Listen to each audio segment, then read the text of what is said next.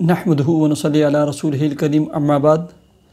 Happy life channel کے معزز سامعین و ناظرین اور امت محمدیہ کی مقدس ماؤں بہنوں اور بیٹیوں، السلام علیکم ورحمۃ اللہ وبرکاتہ۔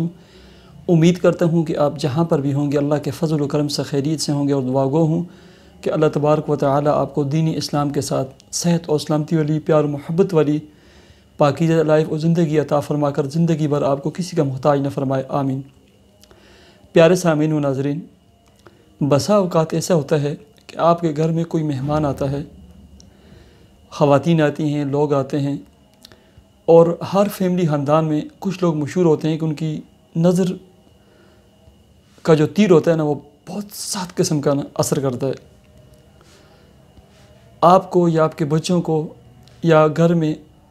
نظر پڑ جاتی ہے، شیشے کے برتن ٹوٹنا شروع ہو جاتے ہیں،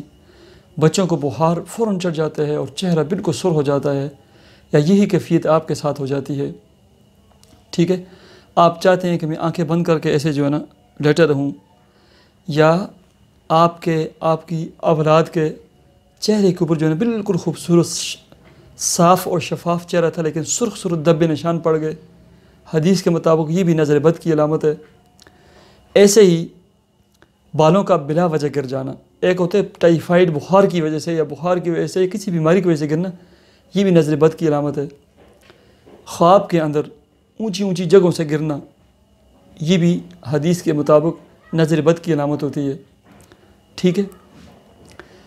ایسی آنکھوں کے نیچے ہلکے پڑ جانا، کپڑوں کو چھوٹے چھوٹے کٹ اور ٹک جسے کہتے ہیں یہ لگ جانا، یہ تمام کیفیات جو ہے نا نظر بد کی ہوتی ہیں، ٹھیک ہے۔ اس کا فوراً علاج ہوتا ہے،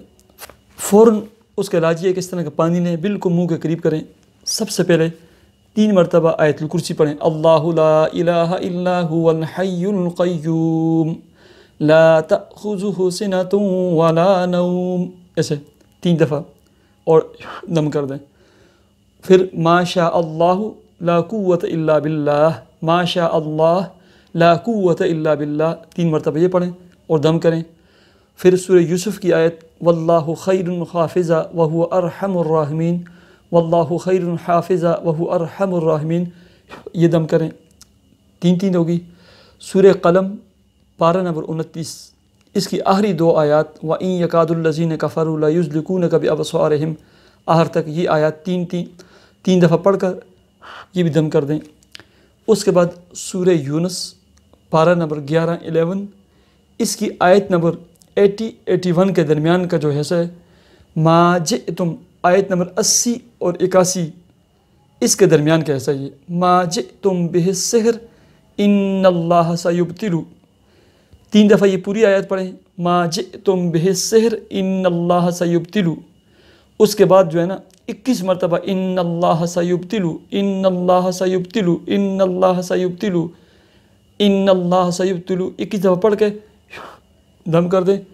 اور آخر میں سورہ فلق اور سورہ ناس 3 دفعہ پڑھ کے یا رقیب اور یا حفیظ، یہ بھی 11 دفعہ پڑھ کے ایسے دم کر کے، اور اس کے بعد بسم اللہ الرحمن الرحیم کر کے